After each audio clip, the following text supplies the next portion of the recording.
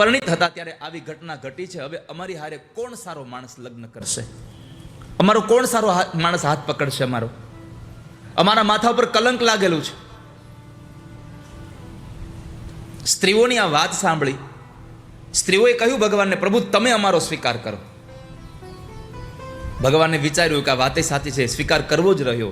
પરમાત્માએ 16,100 કન્યાઓ સાથે લગ્ન કર્યા. એમાં ભગવાનને વાસના નહોતી, પણ પરમાત્માનો વિચાર હતો કે આ 16,100 કન્યાઓની માનસિકતા ખરાબ થઈ ગઈ છે કે અમારી સાથે કોઈ સારો માણસ હવે લગ્ન નહીં કરે, અને આવી ખરાબ માનસિકતા સાથે પણ કોઈ પણની સાથે પરણશે અને એ માનસિકતા સાથે એને ત્યાં પ્રજોત્પત્તિ થશે, એને ત્યાં સંતાન થશે, એના ઉદરમાં બાળક હશે, ત્યારે આ સ્ત્રીની માનસિક સ્થિતિ સારી નહીં હોય, એના વિચાર સારા નહીં હોય, તો એની અસર એના બાળક ઉપર પડશે. અને 16,100 કન્યાઓથી 1-2 કરતા બાળકો થશે તો એ સમાજ મોટો થશે, પણ એ આખો સમાજ બગડેલો આવશે. જેથી કરીને એ સ્ત્રીઓની માનસિકતા સુધરે એના માટે ભગવાને એની હારે લગ્ન કર્યા છે. આ કથા આમ જોવા જાઓ તો યત્ર નાર્યસ્ત પૂજ્યંતે રમંતે તત્ર દેવતા, નારીઓનું સન્માન કર્યું છે ભગવાને. પણ આમ જોવા જાઓ તો અધ્યાત્મ જગતમાં, આ વ્યવહારિક જગતમાં આ કથા આપણને એક સંદેશો આપે છે કે જ્યારે સમાજમાં કોઈ પણ નાના માણસ સાથે કોઈ આવી ઘટના ઘટી હોય તો સૌથી પહેલાં મોટા માણસોએ આવા નાના માણસોનો હાથ પકડવો, જેથી કરીને સમાજમાં ખોટી પ્રસિદ્ધિઓ ન થાય, આવી એની માનસિકતા ન બગડે. પરમાત્મા જેવા પરમાત્માએ 16,100 કન્યાઓ સાથે લગ્ન કર્યા અને સમાજને બગડતો અટકાવ્યો છે. આ બધી કથાઓ આપણને આ સંદેશાઓ આપે છે, આપણને કોઈકને મદદ કરવાની વાત બતાવી છે. આપણું શ્રેષ્ઠ સ્થાન પણ કેવળ આપણા પૂરતું જ ન રહે, આપણા શ્રેષ્ઠ સ્થાનથી કોઈ બીજાને પણ શ્રેષ્ઠ સ્થાનની પ્રાપ્તિ થવી જોઈએ. તો જીવન ધન્ય થાય. તમારી સંપત્તિ કેવળ તમને જ સુખ આપે તો સમજવું એ સંપત્તિ હજી બરાબર નથી, પણ તમારી સંપત્તિથી તમે જેને ઓળખતા નથી એવા લોકો માટે પણ વપરાઈ જાય તો સમજવું હવે ભગવાને આપણને મહાલક્ષ્મી આપી છે.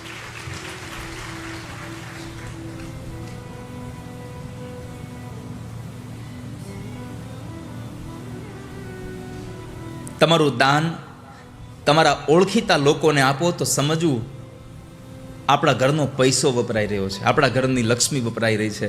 પણ તમે જેને ઓળખતા નથી એવા લોકો માટે તમારો પૈસો વપરાય ત્યારે સમજવું આપણા ઘરનો પૈસો નહીં, આપણા ઘરની મહાલક્ષ્મી વપરાઈ રહી છે. અહીંયા આ સદલક્ષ્મી વપરાઈ રહી છે. કેટલા એવા લોકો,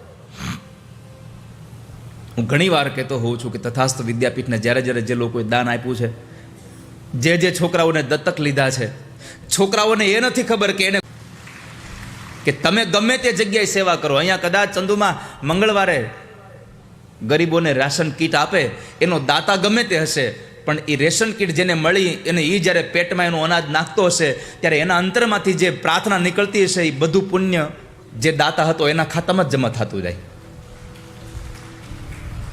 એમાં જ જમા થાય.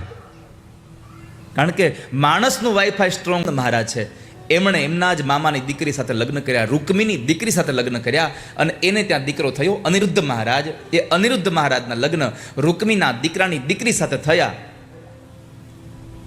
પણ એ લગ્નની અંદર એક જરા જુગાર રમાતો હતો અને જુગારમાં ઝઘડો થયો, અને ઝઘડામાં દાવ દાદાએ રૂકમીના માથામાં એક ભૂંગળ મારી અને એને મોતને ઘાટ ઉતાર્યો, એને માર્યો.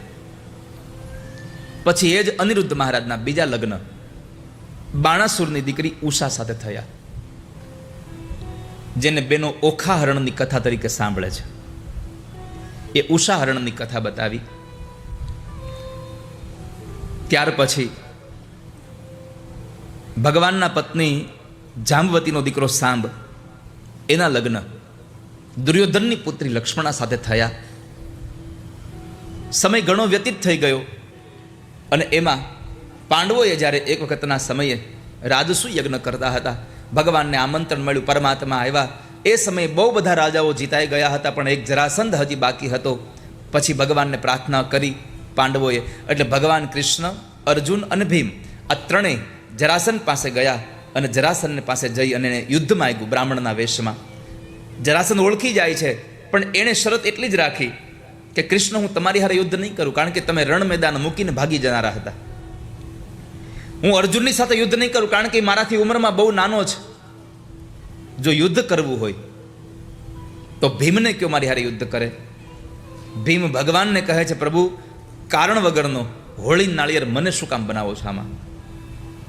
પણ પરમાત્માએ કહ્યું કે આપ ચિંતા ન કરો ભીમ, જરાસનની સાથે યુદ્ધ કરો પણ નજર મારી સામે રાખજો. જરા શબ્દનો અર્થ છે વૃદ્ધાવસ્થા. આ સંસારમાં કોઈ પણ વ્યક્તિને જ્યારે વૃદ્ધાવસ્થા આવે ત્યારે નજર ભગવાન સામે રાખશો તો વૃદ્ધાવસ્થામાં તમને યાતનાઓ બહુ ઓછી થશે.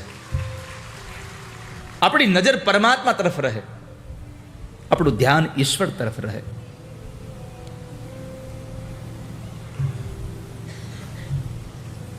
ભગવાનના કહેવાથી ભીમ જરાસંધ સાથે યુદ્ધ કરે.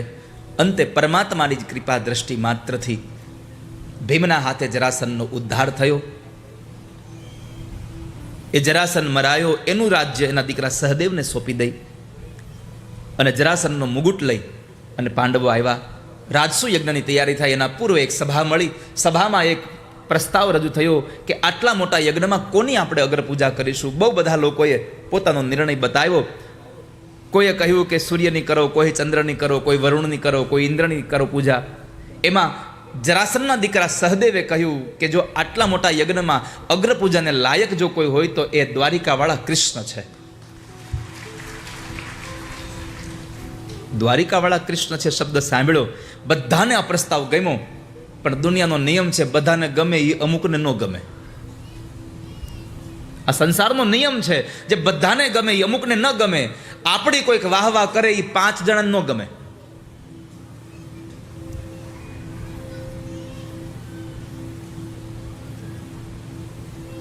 ગામમાં હાથી આવે ને તો ગામના બધા જ બાળકો, યુવાનો, વડીલો એ હાથીને પગે લાગે, હાથીના મોઢામાં કંઈક ફળ આપે. પણ એના જ ગામના કૂતરા પાછા હાથીને ભસે. આ 4 હાથીવાળાની વાત નથી, આ 4 પગવાળા હાથીની વાત નથી. આ આપણી વાત છે કે સમાજમાં 2 માણસો આપણને કાંઈક પૂછતા થાય, સમાજના લોકો આપણી વાહ વાહ કરતા થાય એટલે 2 જણા તો હોય જ ભસવાવાળા. પણ હાથી જેવું રાખવાનું, પગે લાગે એની સામુય ન જોવે અને ભસે એની સામુય ન જોવે, પોતાની મસ્તીમાં હાલ્યો જાય. કોઈ તમારી નિંદા કરે એની સામુય ન જવો, કોઈ તમારી સ્તુતિ કરે એની સામુય ન જવો. કારણ કે સ્તુતિ કરે એની સામું જોશો તો અહંકારથી ભરાઈ જશો, અને નિંદા કરે એની સામું જોવા જશો તો ક્રોધથી ભરાઈ જશો. માટે અહંકારથી પણ ન ભરાવવું હોય તો સ્તુતિ કરે એની સામું ન જોવો, અને ક્રોધથી ન ભરાવવું હોય તો તમારી નિંદા કરે એની સામું ન જોવો. તમે તમારી મસ્તીમાં ચાલ્યા જાઓ બસ.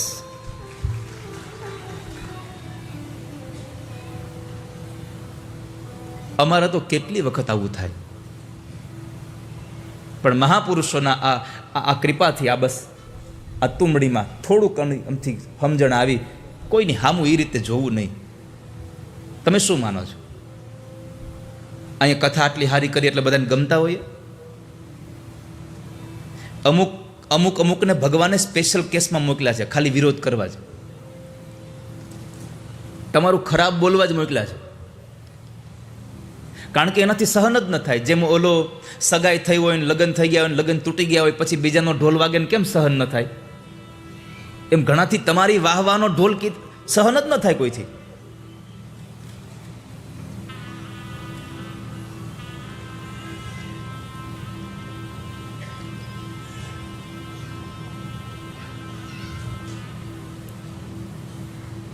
કેટલાય લોકો હશે એવા કે જેને આ કથાના માધ્યમથી અમારા પ્રત્યે ભાવ જાગે. એવા કેટલાય લોકો હશે કે ગમે તેમ કરો તો એને તમે રાજી ન કરી શકો. આ દુનિયા છે. હું તો હંમેશા કહું છું કે દુનિયાને રાજી કરવાનો કોઈ દી પ્રયત્ન જ ન કરવા, કારણ કે થશે જ નહીં રાજી. 2 ને મનાવા જાઓ ત્યાં 2 રિહાઈ જાહે.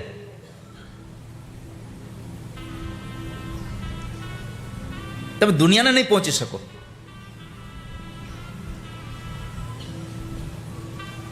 મેં ઘણી વાર કહ્યું હોય કે સોફામાં બેહાડો ને પછી એ બીજે દિવસે મોડા આવે. આ છેલ્લો દિવસ છે એટલે કહી દઉં. સોફામાં બેસાડો પછી બીજા દિવસે આવે એ મોડા આવે. સોફામાં બધી જગ્યા પેક થઈ ગઈ હોય એટલે તમે ખુરશીમાં બેહાડો એને ગમે નહીં.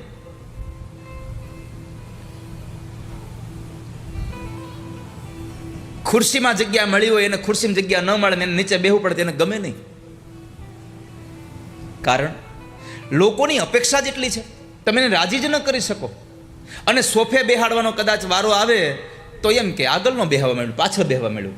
એટલે સોફો મળ્યો એનું સુખ નથી, એને પાછળ બેહવું પડ્યું એનું દુઃખ છે. આ દુનિયામાં માણસને કેટલું મળ્યું ને એ સુખ આપતું જ નથી. જે નથી મળ્યું એનું દુઃખ માણસને થયા કરે છે વારે વારે. આપણી પાસે જે છે એ આપણને સુખ ક્યાં આપે છે? અને સુખી થવું હોય તો એક સૂત્ર લખી રાખો, જો પ્રાપ્ત હૈ વહી પર્યાપ્ત હૈ. તમને જે મળ્યું છે એ જ પર્યાપ્ત છે, આટલું માનીને જીવા કરો. કારણ કે આ દુનિયાનો કોઈ માણસ એવો નથી જેટલું કમાતો એટલું વાપરી નાખતો હોય.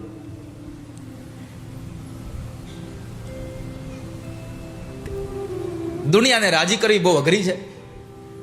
એક વખત એક ગામમાં એક દાદા ને એનો દીકરો બે ગામત્ર જતા હતા. ઘોડી લઈને જતા હતા એટલે છોકરાએ કીધું બાપા તમે બેસી જાઓ દાદા ઉપર. દાદા ઘોડી પર બેઠા, છોકરો ઘોડાની લગામ પકડીને ચાલ્યા જતા હતા. એક ગામ આવ્યું, ગામનું પાદર હતું એટલે પાદરમાં તો બધા બેઠા હોય ટાઈમ પાસ કરવા માટે વડીલો. તો એ ગામના પાદરમાં બેઠેલા વ્યક્તિઓ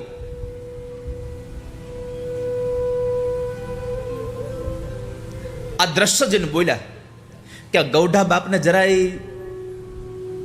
શરમ નહીં આવતી હોય કે ગૌઢો પોતે ઘોડે ચડ્યો છે અને આ ફૂલ જેવું બાળક નીચે ચાલે છે. બાપાના કાનમાં અવાજ પડ્યો એટલે બાપાએ નક્કી કર્યું કે આ વાત સાચી છે. બાપા ઉતરી ગયા, છોકરાને બેહાર્યો. બીજું ગામ આવ્યું, બીજા ગામના લોકો બોલ્યા આ છોકરાને દયા નહીં આવતી હોય, એનો ગૌઢો બાપ નીચે ચાલે ને પોતે ઘોડે ચડ્યો છે. બાપા બેસે તો આમ બોલે, દીકરો બેસે તો આમ બોલે. બાપ દીકરો બે વિચાર કરે દાદા કરવું હું આમાં. બાપાએ કીધું એક કામ કરી, હાલ બે બેસી જાય. કોઈ કઈ બોલે જ નહીં, બંને જણા બેસી ગયા. તો ત્રીજું ગામ આવ્યું, નાના લોકો બોલ્યા કે આ બાપ દીકરા બેયને મૂંગા પશુ પર દયા નહીં આવતી, બે ઘોડે ચડ્યા એક હારે, હવે શું કરવું? એક બેસે તો આમ થાય છે, બે જણા એક હારે બેસે તો આમ થાય છે. બાપ દીકરાએ નક્કી કર્યું કે દાદા આપણે બેમાંથી એકે બેહવું નથી, નીચે આવેલું જવું છે. કોઈ કઈ બોલે જ નહીં, બેહી તો બોલે ને. તે બાપ દીકરો બે ઘોડાની લગામ પકડીને હાલ્યા જતા હતા. તો વળી ગામના લોકો બોલ્યા કે હાલીને જવું તો ઘોડો હારે હું કામ લીધો? દુનિયાને તમે રાજી નહીં.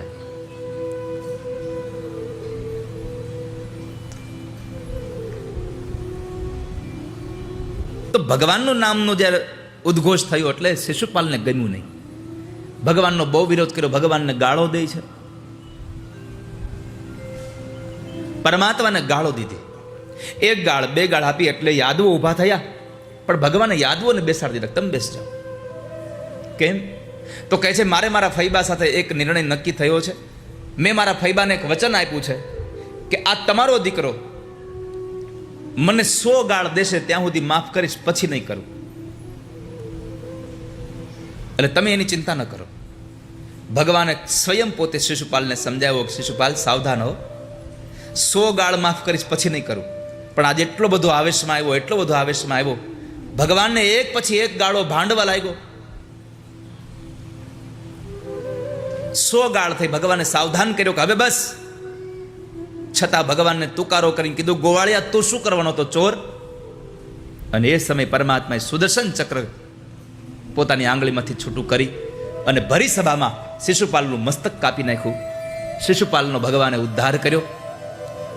પછી ભગવાન ત્યાં આગળ યજ્ઞમાં બ્રાહ્મણોની જમેલી પતરાવાળી ભગવાન ઠાકોરજી ઉપાડે આવેલા અતિથિઓના પગ ભગવાન ધોવે. ભગવાનની પત્નીઓ જેના ઘરમાં આટલા નોકર ચાકરો કામ કરતા હતા એ ભગવાનની અષ્ટપટરાણીઓ પાંડવોના ઘરે રાજસી યજ્ઞના યજ્ઞશાળાની સફાઈ કરે છે. પરમાત્મા આ કથા સાથે આપણને સંદેશો આપે છે કે ભગવાન પાસે આટલી સંપત્તિ છે છતાં પણ કોઈના જમીલી પતરાવાળી ઉપાડવાનું કામે એને જરાય શરમવાળું ન લાગ્યું. આ દુનિયામાં કોઈ કામને નાનું ન ગણવું, આવો ભગવાન આપણને સંદેશો મોકલાવે છે આ કથા દ્વારા. તમે ગમે તેટલા મોટા થઈ જાઓ પણ આ દુનિયાનું કોઈ કામ નાનું છે એમ સમજી અને ક્યારેય એનો અનાદર ન કરશો. ત્યારબાદ ભગવાન યજ્ઞનું સમાપન કરી દ્વારિકા પધાર્યા તો દ્વારિકાની અંદર પ્રદ્યુમ્ન મહારાજ શાલ્વની સાથે યુદ્ધ કરે છે. શિશુપાલના સમાચાર સાંભળ્યા મૃત્યુના, એટલે શાલ્વએ દ્વારિકા ઉપર ચઢાઈ કરેલી. ભગવાને શાલ્વનો અને દિવ્ય વિમાન બંનેનો નાશ કર્યો. ત્યારબાદ વિદુરથ અને દંતવક્ર બંને જણા આવી અને દ્વારિકા ઉપર ચઢાઈ કરી, તો ભગવાને એ બંનેને પણ માર્યા. એટલે દંતવક્ર અને શિશુપાલ બે મર્યા. જય અને વિજયનો ત્રીજો જન્મ અહીંયા સમાપન થયો. આ 3 જન્મ એના મળ્યા હતા, એ સમાપન થયા. બંને જણા ફરી પાછા ભગવાનના ધામમાં ગયા. એ કથાઓ બતાવતા સુખદેવજી મહારાજને રાજા પરીક્ષિતે પ્રશ્ન કર્યો, બાબજી ધન્ય થયો કે તમે મને આટલી સરસ કથાઓ ભગવાન સંબંધી સમજાવી. તમે મને નવધા ભક્તિની વાત કરતા હતા, પણ મેં સાંભળ્યું હતું બાપજી કે નવધા ભક્તિમાં એક સખ્ય ભક્તિ હતી.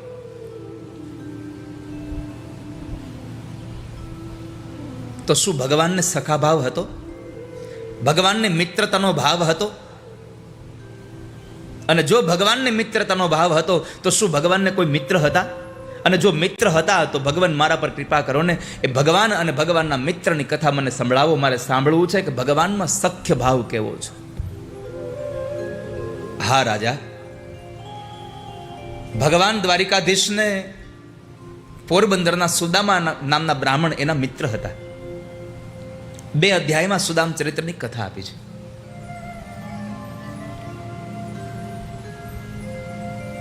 પરમાત્માને પોતાના મિત્રો સાથે કેટલી ભાવના.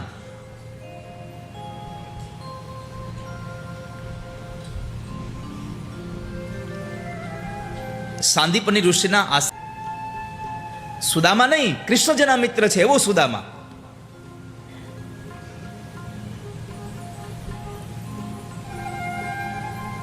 સુદામા માટે થઈને ભગવાન વ્યાસે 2-4 સંબોધનો લખ્યા છે, વિશેષણો પ્રયોગ કર્યા છે.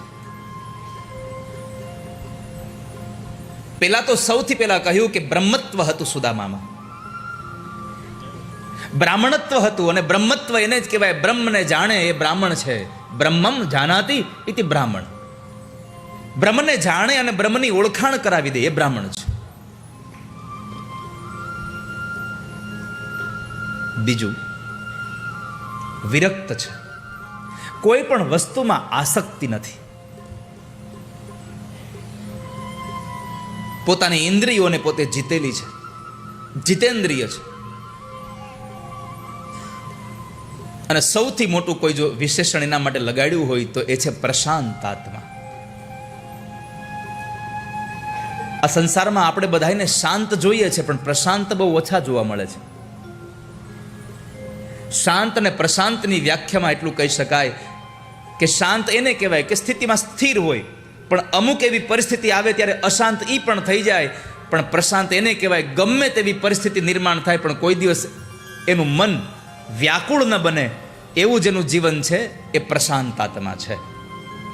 ભાગવતમાં 2 વ્યક્તિઓ માટે પ્રશાંત આત્મા સંબોધન કર્યું, એક પ્રહલાદજી માટે અને એક સુદામા માટે. આ 2ને પ્રશાંત કહીને બોલાવ્યા છે. સુદામા નામના બ્રાહ્મણ, સુશીલા નામની પત્ની છે, બાળકો છે. આ દુનિયાના સૌથી ધનવાન માણસ કોઈ હોય તો સુદામા છે. રહેવા ઝૂંપડું નથી, પહેરવા પૂરા કપડાં નથી અને જમવા માટે જુવાર નથી, છતાં પણ આ દુનિયાનો સૌથી સમૃદ્ધ માણસ કોઈ હોય તો સુદામા બ્રાહ્મણ છે. કારણ આપણી પાસે આટલી સંપત્તિ હોવા છતાંય આપણે ભગવાનના મંદિરમાં જઈને માગ્યા જ કરીએ છીએ, મને હજી આ આપો, મને તે આપો, મને આ આપો, મને તે આપો.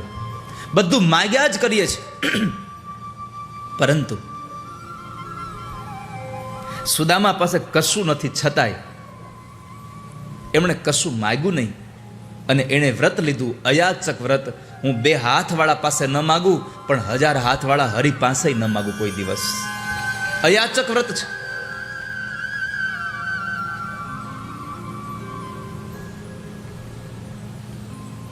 સ્થિતિ બહુ ખરાબ છે.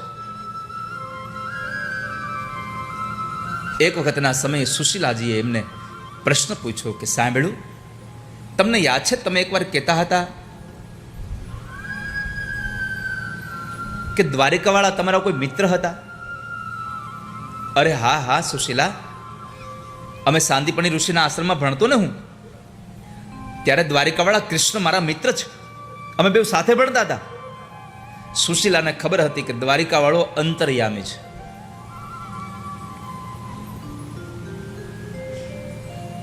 તો જાઓ ને તમારા મિત્રને મળી આવો ને. સુદામાએ કહ્યું, અરે અરે સુશીલા, તમે તો સમજણવાળા છો, હું તમને શું સમજાવું? તમને તો ખબર છે કે હું મરું પણ કોઈ દિવસ માગું નહીં. સુશીલાએ સહજ ભાવ સાથે કહ્યું કે અરે પણ હું તમને માગવાની ક્યાં વાત કરું છું, હું તો તમને તમારા મિત્રને મળવા જવાની વાત કરું છું. દ્વારિકાવાળાના દર્શન થશે. કારણ સુશીલાને ખબર હતી કે દ્વારિકાવાળો દયાળુ બહુ છે, મારા પતિને જોશે ને તો ઢંગથી ઓળખી જશે, અને એ લક્ષ્મીનો નાથ છે, ખાલી હાથે પાછો નહીં આવવા દે.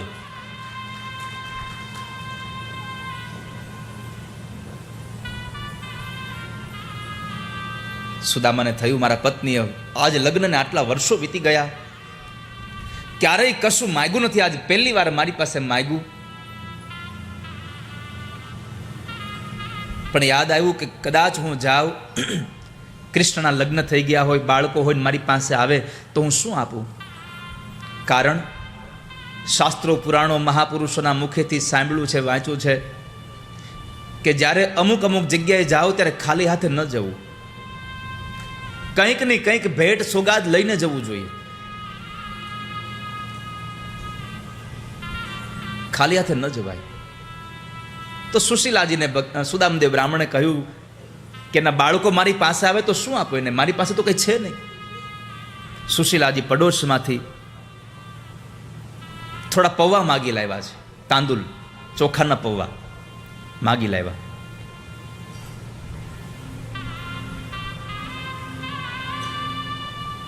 ઉછીના લઈ આવ્યા છે કે અમે લઈ આવશું ને ત્યારે તમને આપી દેશું. કેટલો ભરોસો હશે સુશીલાને કે મારો ઘરવાળો ખાલી હાથે પાછો નહીં જ આવે.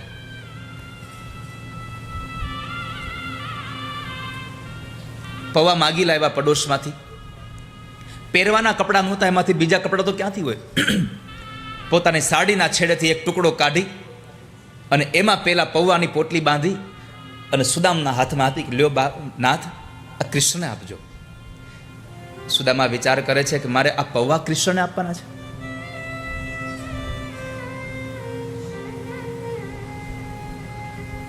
જરા આમ સંકોચ અનુભવતા હોય એવી ઘટના લાગી એટલે સુશીલાજી તરત જ બોલ્યા, સાંભળો સાંભળો, આ પૌવા દેતા તમને શરમ આવે ને તો કૃષ્ણને કહેજો આ તારા ભાભીએ તારા માટે કંઈક મોકલાવ્યું છો, મારું નામ આપી દેજો.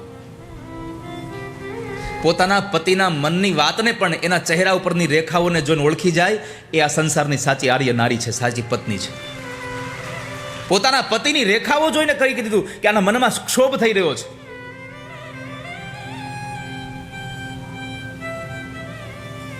લાકડી લઈ ગળામાં એક માળા પહેરી છે, ટૂંકી પોતળી પહેરી છે, ખંભે ફાળિયું નાખ્યું છે, ડાબા ખંભે જનોઈ છે, બસ આટલી જ મૂડી છે અને ચાલે છે. નીકળ્યા. ચલે શામ સુંદર સે મિલને સુદામા, ચલે श्याम सुंदर से मिलने सुदामा, મારને સુદામા. એક વૃક્ષની નીચે સુવાર દીધા, વળી પાછા જાગે છે ને ચાલતા થયા. નજીકમાં એક નગર દેખાયું એટલે વટે માર્ગોને પૂછ્યું કે ભાઈ આ કયું ગામ છે? ભૂદેવ, આ તો દ્વારિકા છે. દ્વારિકા છે? આટલું જલ્દી? ભરોસો ના આવ્યો. વળી ચાલતા થયા, બીજા વટે માર્ગોને પૂછ્યું કે ભાઈ આ કયું ગામ છે? મહારાજ, આ તો દ્વારિકા છે. તો મને બતાવો ને દ્વારિકાના નાથનો મહેલ ક્યાં છે? વટે માર્ગોએ કહ્યું કે જો પેલી 52 ગજની ધોળી ધજા ફરકે ને એ દ્વારિકા નાથનો મહેલ છે. આખા વિશ્વમાં એકમાત્ર એવું મંદિર છે, આખી દુનિયામાં એકમાત્ર મંદિર એવું છે કે જ્યાં 52 ગજની ધજા ફરકે છે. અને વાલા ભક્તજનો, કહેતા આનંદ થાય છે કે બધા જ આખા વિશ્વના કદાચ કોઈ શ્રીમંત મંદિરો હશે, ત્યાં દિવસે મહિને વર્ષે એકાદ ધજા બદલતી હશે, પણ આપણો દ્વારિકાનાથ એટલો સમૃદ્ધ છે, રોજની 6 ધજાઓ બદલે છે. રોજની 6 ધજાઓ બદલે. દ્વારિકાના મંદિરમાં જાઓ અને કદાચ કૃષ્ણની મૂર્તિ સામે તમને ઊભો રહેવાનો સમય ન મળે, તમારી પ્રાર્થના એને કહેવાનો સમય ન મળે, તો નારાજ ન થતા મંદિરની બહાર આવી અને ધજાના પડછાયામાં ઊભા રહીને એક પ્રાર્થના કરશો ને તો મારા દ્વારિકાવાળો સાંભળી લેશે. તોય સાંભળી લેશે. તમને બધાને કહેતો જાઉં છું, આવતા ફાગણ દ્વારપાળે કહ્યું કે અત્યારે મધ્યાંતર થયું, હવે મારા મહારાજ મળે નહીં, તમારે જે જોતું હોય તે દાન લઈ લો. તો કહે છે કે ભાઈ હું અહીંયા કંઈ દાન લેવા નથી આવ્યો, હું તો મારા મિત્ર કૃષ્ણને મળવા આવ્યો છું. કનૈયો મારો મિત્ર છે. શું ભાગ્યશાળી હશે સુદામો કે દ્વારપાળના મોઢે કહી શકતો હશે કે કૃષ્ણ મારો મિત્ર છે.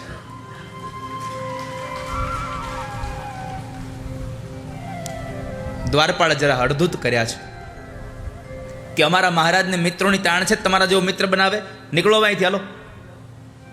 અને આમે ચા કરતા કેટલી બહુ ગરમ હોય. સૂરજ જેટલો આપણને નથી દજાડતો, યાદ રાખજો, જેટલો સૂરજ નથી દજાડતો એના કરતા વધારે એ સૂરજના તાપથી તપેલી રેતીઓ આપણને ફરફોલા પાડી દે છે. કોઈથી તમે સાંભળ્યું કે આ સૂરજના તાપથી મારા શરીરમાં ફરફોલા પડ્યા? આ રેતી ફરફોલા પાડે છે. એમાં સંસારમાં મૂળ વ્યક્તિ તો એટલો નરમ હોય છે, પણ આજુબાજુની કેટલી બધી બહુ ગરમ હોય છે. ચા ઠરી જાય છે, કિતલિયું ગરમ બહુ હોય છે.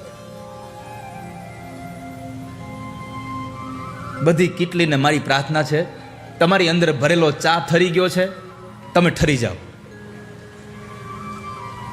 તમે શાંતિ રાખો. પણ ઉપાડો કેટલી જ લે છે અને એના હિસાબે ચા બદનામ થઈ જાય છે.